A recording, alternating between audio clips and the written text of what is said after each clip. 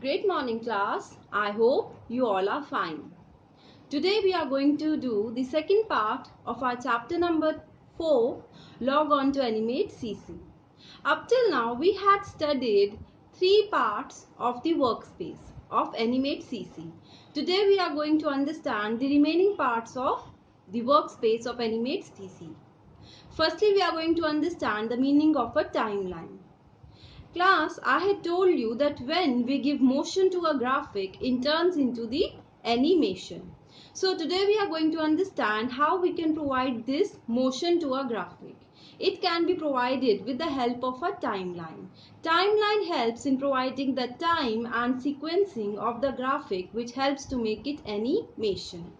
After that, we are going to understand what is a frame. In simplest term, a frame is nothing but it represents the content of your movie or whatever cartoon at a particular instant of time. Means एक time पे जो भी content आपका represent हो रहा है, that is your frame. Then we are going to understand how we can change the properties of our animate CC. And at the end, we are going to understand that how we can create objects in animate CC. So I hope class you will be able to understand and enjoy this lecture. Thank you.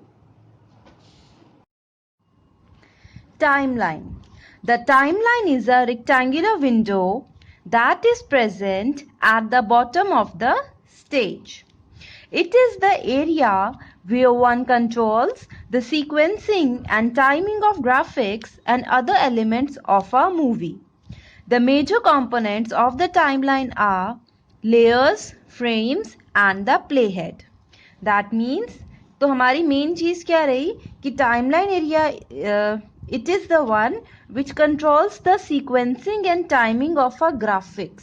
देखो आपको पता है मैंने क्या बताया कि आप क्या करोगे, आप एक पिक्चर आपने मान लो छोटा भीम की फोटो बना ली या ग्राफिक बना लिया, उसके बाद मान लो नेक्स्ट सीन में राजू आ गया, ठीक है, नेक्स्ट सीन में चुटकी आ गई, तो हमने क्या किया उनकी इमेजेस तो बना ली, यानी उनके ग्राफिक्स तो हमने क्रिएट कर लिए, ठीक है, लेकिन अब क्वेश्चन ये राइज होता है कि ये मूव कैसे करेगा, वो तो इमेज बनी है ना, ग्राफिक बना है, ग्राफिक को हम मूव कैसे कराएंगे.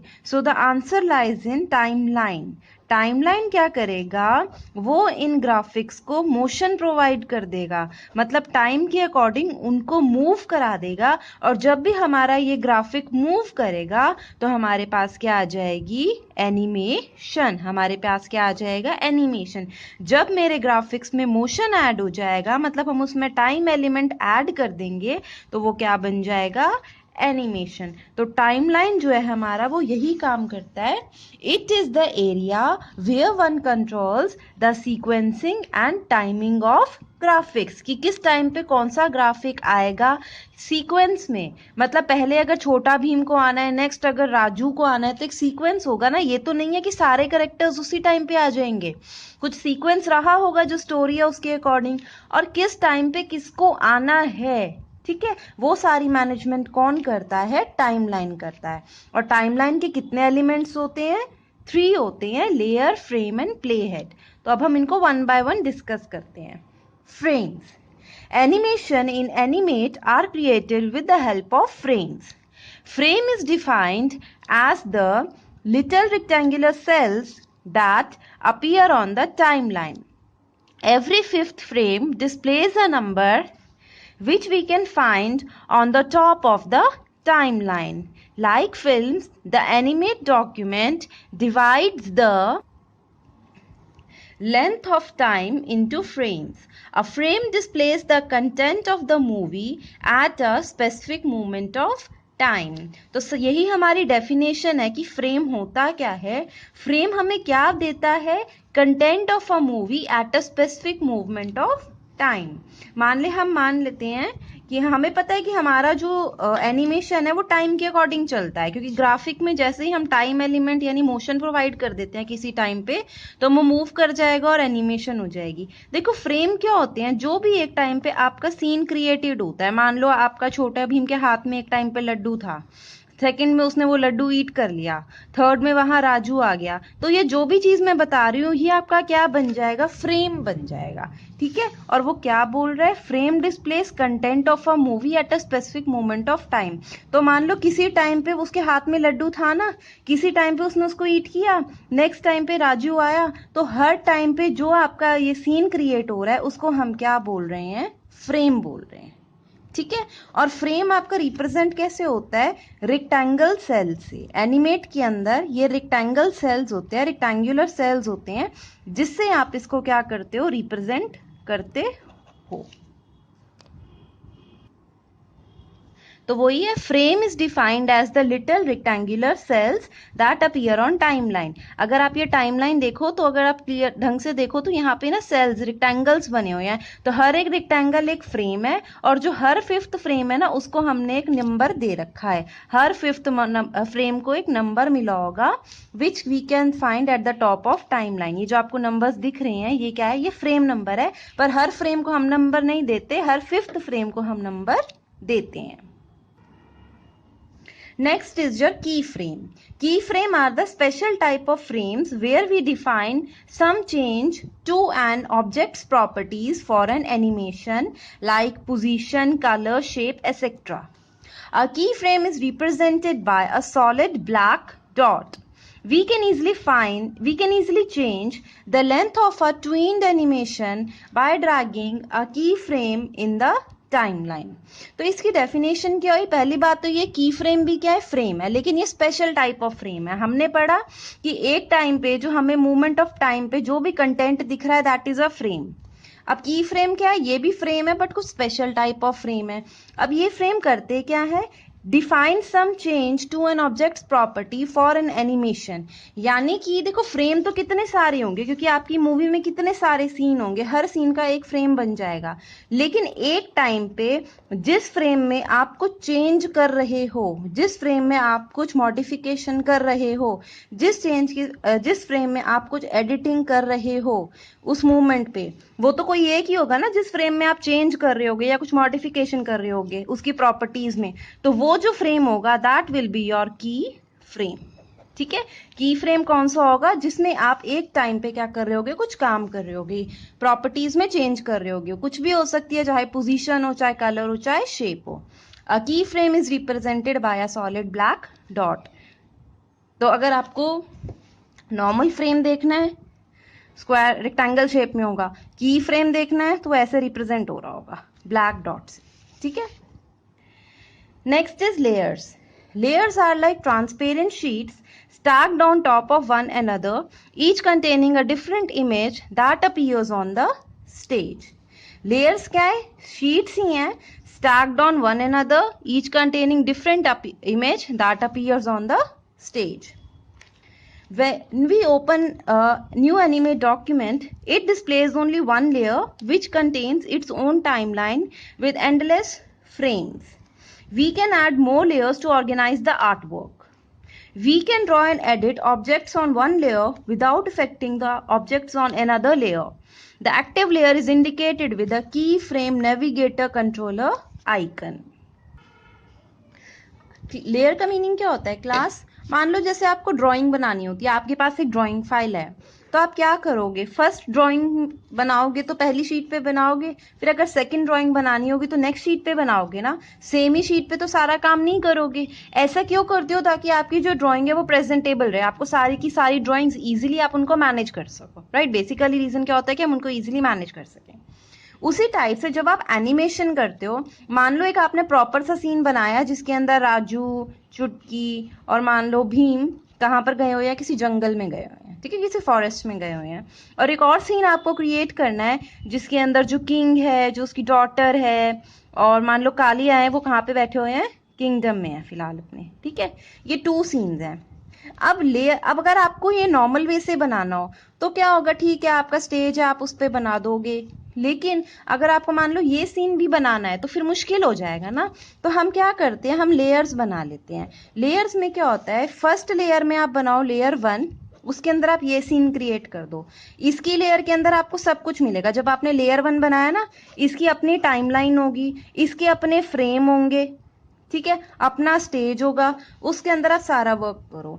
फिर आप लेयर 2 बनाओ, उसकी अलग टाइमलाइन होगी, उसका अलग फ्रेम होगा, उसका अलग स्टेज होगा और उसके अंदर आप वर्क कर सकते हो। तो लेयर का फायदा क्या रहता है कि आप जो है वो मैनेज इजीली कर पाते हो अपने सीन्स को, जो भी आप क्रिएट करते हो ना उसको इजीली मैनेज कर पाते हो। लेयर का क्या फायदा रहता है कि एक सीन एक लेयर में बना दो अच्छे से, दूसरा सीन दूसरी लेयर में बना लो, तो मैनेजमेंट जो है हमारी ईजी हो जाती है। तो वो यही बोलता है We can add more layers to organize the artwork. हमारे आर्टवर्क को अगर मैनेज करना है, अगर ऑर्गेनाइज करना है, तो हम किसको यूज कर सकते हैं? लेयर्स को।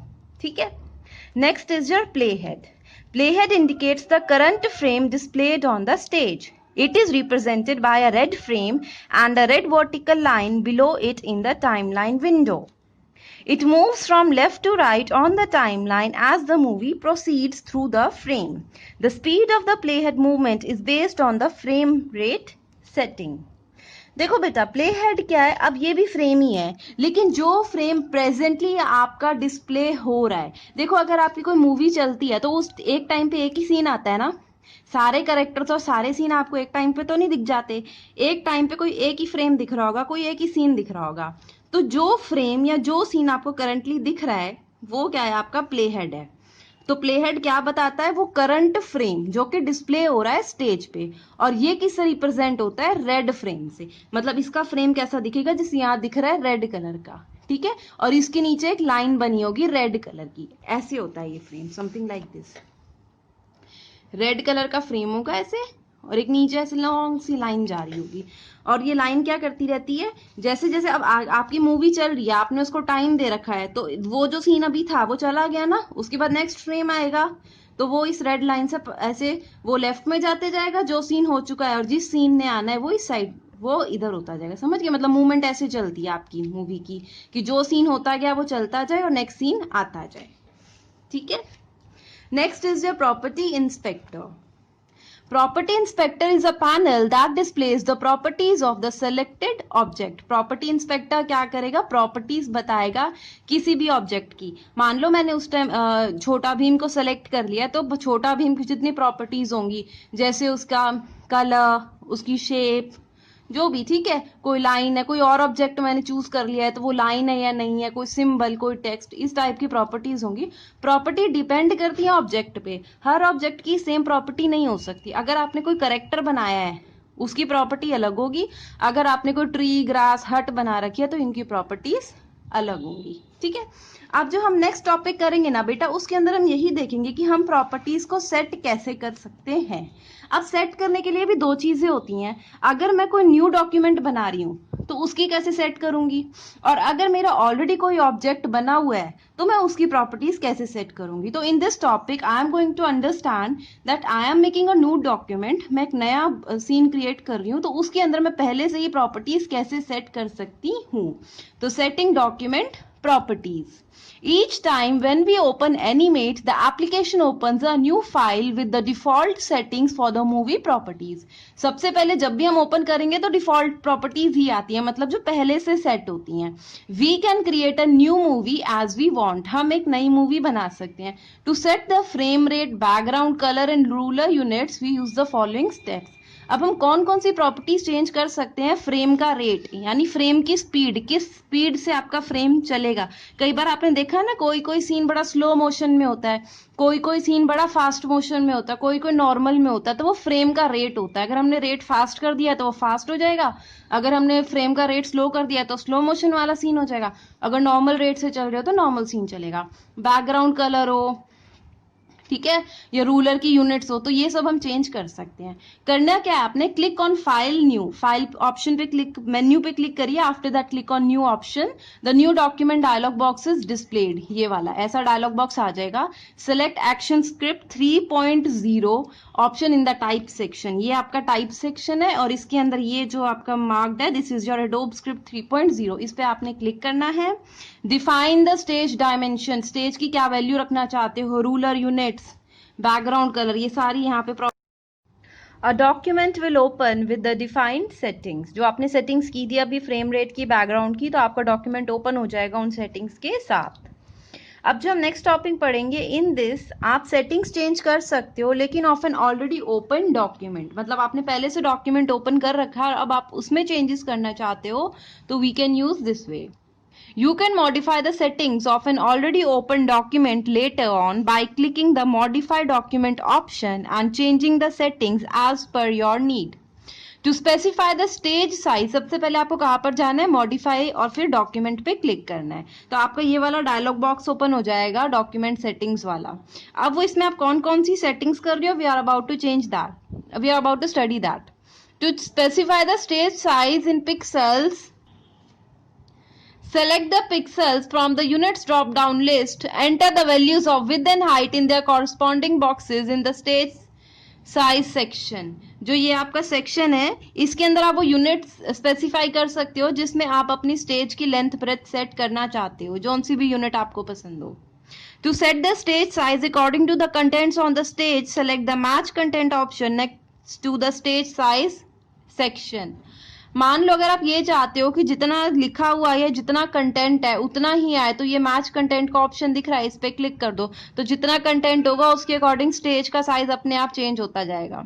To set the background colour, choose stage colours. ठीक है, तो ये स्टेज कलर का ऑप्शन आपको दिख रहा है, ये वाला क्लिक कर देना अगर आपको इसकी बैकग्राउंड चेंज करनी है. To change the frame rate, specify the speed at which an animation is to be played in frames per second. By default, frame rate is 24 FPS. Type any number between 0.01 to 120 FPS in the frame rate box. इसके अंदर वो rate दे सकते हो कि आप fast animation कराना चाहते हो, स्लो या normal. To save the current changes, मान लो आपने जो सेटिंग्स की आप हर बार वही सेटिंग्स चाहते हो तो बार बार आपको सेटिंग करने की नीड नहीं है. यहाँ पे ये मेक डिफॉल्ट का ऑप्शन है, इस पे क्लिक कर दो तो ये सेटिंग्स आपकी सेव हो जाएंगी. नेक्स्ट टाइम अब जब अपना डॉक्यूमेंट ओपन करोगे तो इन्हीं सेटिंग्स के साथ आपका डॉक्यूमेंट ओपन होगा. And after that click on okay. ठीक है. Your next topic is drawing an object and grouping outline with fill. When we make a drawing in Animate, it actually creates two objects, the fill and the outline. To manipulate elements as single object, we need to group them.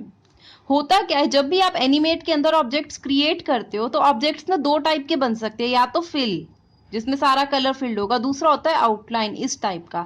दूसरी problem क्या होती है कि जैसे ये आपका tree बनाना है मान लो, तो ये जो ऊपर का पोर्शन होता है ट्री का ये सेपरेट है और ये जो ट्रंक है उसकी ये अलग है. हमें क्या करना होता है कि हम पहले सेपरेट ऑब्जेक्ट्स बना लेते हैं, लास्ट के अंदर हम क्या करते हैं इन ऑब्जेक्ट्स को ग्रुप कर देते हैं ताकि ये कंसीडर हो जाए एज अ सिंगल ऑब्जेक्ट. तो अभी हम ये देखेंगे कि सिंगल सिंगल ऑब्जेक्ट आप कैसे क्रिएट कर सकते हो और फिर उनको ज्वाइन कैसे कर सकते हो, यानी ग्रुप कैसे कर सकते हो. Select the pencil tool and select brown as the stroke colour, draw the trunk. तो ये देखो आपकी स्ट्रोक कलर से आपने एक ट्रंक बना दी पेंसिल टूल की हेल्प से. Choose the selection tool and move the pointer on the tree trunk. A curve is displayed below the arrow. Hold down the left mouse button and drag the lines of trunk to give a proper shape. एक बार आपने tree का trunk का outline बना लिया था तो उसके बाद सिलेक्शन टूल में जाके यहाँ पे इसको सेलेक्ट कर लो और जैसे ही आप सिलेक्ट करोगे उसके बाद एक आपके इनको क्लिक करके ना कुछ बॉक्सेस से आ जाएंगे, उनको जब आप क्लिक करोगे तो आप इसको एक प्रॉपर और शेप अच्छी दे सकते हो बेसिकली. ठीक है. फिर है select the pencil tool and choose the smooth mode from the pencil mode. Pencil mode में आप कौन सा ले लो, अब स्मूथ मोड ले लो. स्मूथ का मतलब क्या होता है, soft. Select green colour as the stroke colour and draw the curves of the tree. आपने स्मूथ मोड लिया और उसके बाद अब आपने स्ट्रोक कलर लेके इसको ड्रॉ कर लिया. ठीक है. अभी इसमें कलर नहीं डाला होगा, अभी ये सिंपल आपका आउटलाइन बनी होगी जैसे प्रीवियस पेज पे थी. Select green colour as the fill colour and then select the paint bucket tool. Paint bucket tool जैसे आप में पेंट का होता था, पेंट में होता था बकेट टूल होता था ना जिससे आप कलर कर सकते थे, फिल कलर टूल. तो वैसे ही इसमें बकेट टूल है, इससे आपने क्या करना है ग्रीन कलर लो इसमें ऐड कर दो तो ये ग्रीन कलर का हो गया. सिमिलरली ब्राउन कलर लो और ट्रंक में ऐड कर दो तो ट्रंक ब्राउन कलर की होगी. उसके बाद आपने क्या करना है, select the selection tool, double click on the tree trunk and group them by pressing Ctrl+G. Drag the tree trunk over the tree top. Now select the complete tree by dragging the mouse around it. Choose modify group option और press Ctrl+G। अब मैंने आपको बोला था ना कि जब ये बनेंगे तो ये क्या बनेंगे, सेपरेट ऑब्जेक्ट्स की तरह बनेंगे, लेकिन ट्री तो हमें एक सिंगल ऑब्जेक्ट की तरह ही चाहिए। तो मैं क्या करूंगी, इसको मैं ड्रैग करके यहाँ ले जाऊंगी, और अगर कुछ और पार्ट्स जो होंगे ट्रंक के जो मैंने सेपरेट बनाए थे उन सबको मतलब मैं यहाँ ले जाऊंगी, सबको मैं सेलेक्ट कर दूंगी, और सेलेक्ट करके मैं क्या प्रेस कर सकती हूँ, Ctrl+G, या फिर मॉडिफाई में जाके ग्रुप ऑप्शन पे क्लिक कर सकती हूँ। जैसे ही मैं ये करूंगी तो क्या होगा, मेरा ये पूरा ट्री जो होगा ग्रुप हो जाएगा, और अब ये एक ऑब्जेक्ट बन जाएगा। मतलब अगर अब मैं इसको ड्रैग करूँ ना तो ये पूरा ट्री उठ कर जाएगा, अलग से ये टॉप पार्ट और अलग से ये बॉटम पार्ट नहीं जाएगा। ठीक है, ये एक ऑब्जेक्ट बन जाएगा। तो हमने क्या पढ़ा कि जो आपका एनिमेट होता है वो सेपरेट ऑब्जेक्ट्स बनाता है। अगर हमें उनको एक ऑब्जेक्ट बनाना होता है तो हमें क्या करना पड़ता है, उनको ग्रुप करना पड़ता है, और ग्रुप की शॉर्टकट की क्या होती है, Ctrl+G, या फिर आप मॉडिफाई के अंदर ग्रुप ऑप्शन को चूज कर सकते हो। तो class, I hope you have understood this topic. Thank you.